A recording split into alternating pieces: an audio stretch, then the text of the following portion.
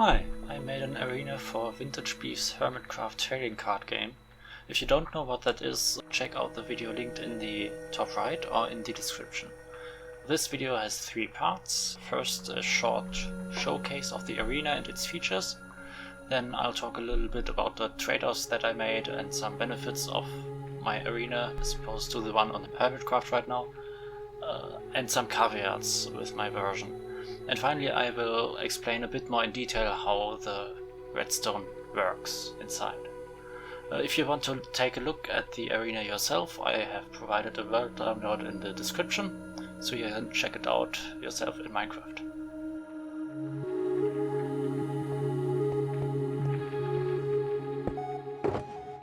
Here I have an example card deck with hermit, effect and item cards.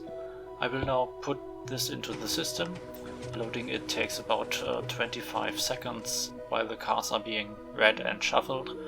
The cards are ready when the note block sounds. When I break the shulker, for example if I want to add another shulker box of cards, it does not go in the system, instead the shulker box is dispensed back at me. Then I need to click the button to initialize the card drawing mechanism once. Afterwards, clicking the button draws a random card immediately. The redstone lamp indicates whether there is a card available right now. When I have drawn some cards, I can put them up on the board.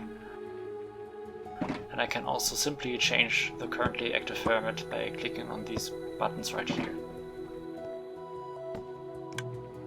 If a player eliminates a hermit of the opposing player, their cards are put in the discard box here.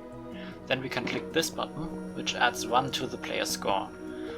This also automatically draws a card, so this replaces the reward cards mechanic. So instead of the reward cards being selected up front, they are instead drawn when needed. This is effectively the same, but it makes the redstone much simpler. When someone reaches 3 points, we have some fireworks going off and the scoreboard resets itself.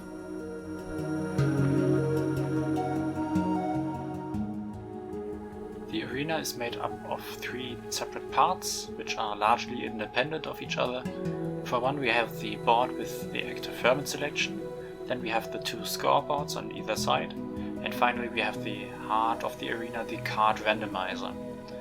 The circuits are the same for both sides, they are just mirrored. One drawback of this arena is that cards take a little bit of time to draw. I prioritized the proper randomization over good draw times, because there are some issues with the straightforward randomization as seen in Beef's videos. I couldn't exactly replicate the randomizer used there, but there definitely are issues related to stacking items, let me show you. The first issue, I have an extreme example here. We have a stack of 40 builder items and a single hermit card, which is beat-ups. Beat-ups will now have a chance of 50% to be drawn. Each builder item card has only a chance of 1.25%. Ideally, we want all to have a chance of 1 over 41, like in a real shuffle deck. But drawing beat-ups is exactly as likely as a builder card. Of course, this is just an exaggerated example for demonstrative purposes, but this could also have a noticeable effect in real card decks. The second issue is the order that the cards are drawn in. For example, with this deck, we won't be able to get a hermit card until the 5th draw or later. When a stacking card is drawn, like one of the effect or item cards here, it is much more likely that another one of those will follow, instead of one of the hermit cards, which in this case is impossible. This is because the hoppers feed into the droppers, making the items stack with each other. Therefore, stacking items tend to be drawn in batches.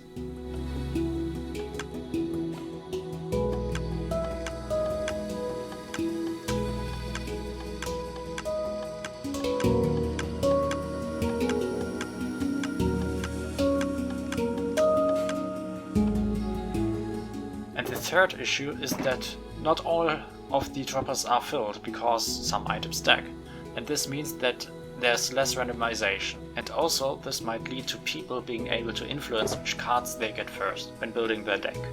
Making maps non-stackable is really annoying and probably not a good idea, so we have to solve this with Redstone. Unfortunately, this makes the entire thing a little bit more complex. In my system, cards are being continuously shuffled throughout the entire game. The longer you let it shuffle, the better the cards are shuffled, but usually the cards are already randomized pretty well when all the cards are inside of the system and the notebook surrounds. Due to this shuffling, there is a significant delay when drawing cards. To combat that, it always keeps one card at the top so that you don't have to wait as long. When the lamp turns off, there is no card at the top, and clicking the button while the lamp is off cues a new card but does not put it in the shulker box. If the lamp stays off even after the button is pressed, then there are no cards left in the system. So to empty the system, you can simply keep pressing the button and it should not break. However, sometimes I've noticed when spamming it, items might get stuck, so be a little bit careful with that. The randomizer I've built works with up to 59 cards.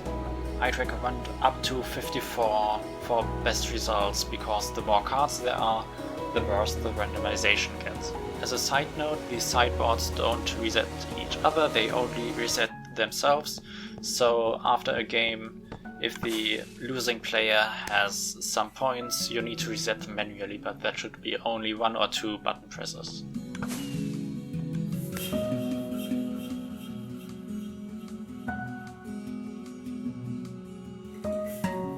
Now let's look into the redstone circuitry.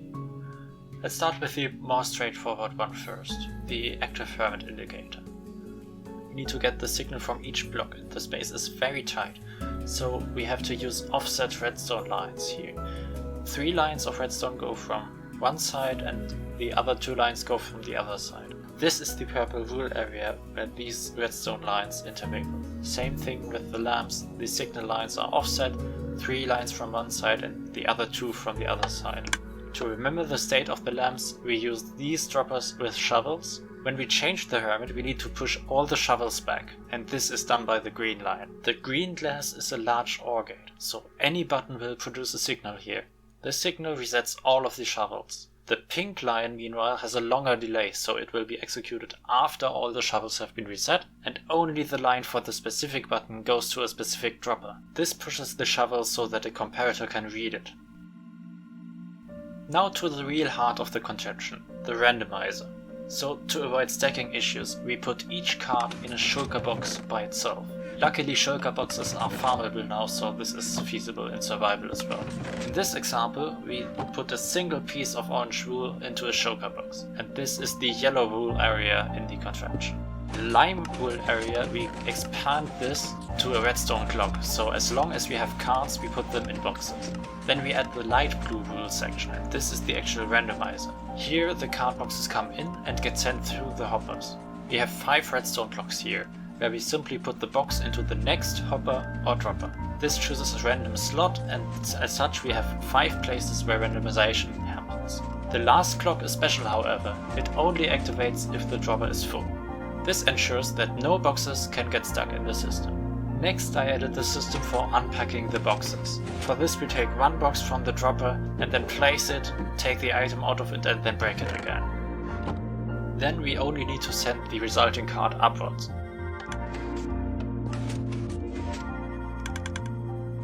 Here I have installed a buffer at the top so that you don't have to wait too long for a card.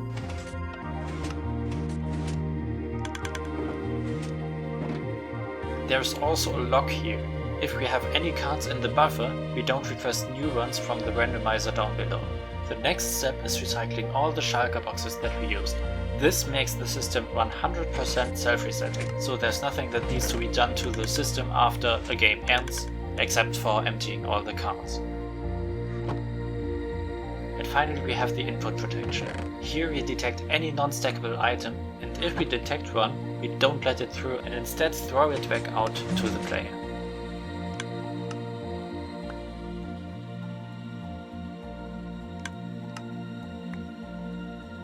And that's it, that's the gist of the entire circuit.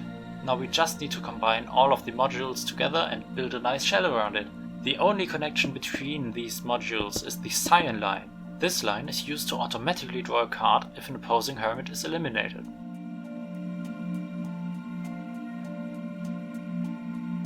Finally, I want to say this was a very interesting redstone problem for me.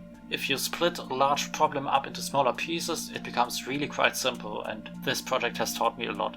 It is likely not the fastest or most compact solution, and maybe someone watching this video with more redstone skills than me has some ideas on how to improve this further. But still, I think there's much to learn from projects like this, and it certainly helped dust off my old 2013 redstone knowledge. So thank you for watching, and bye!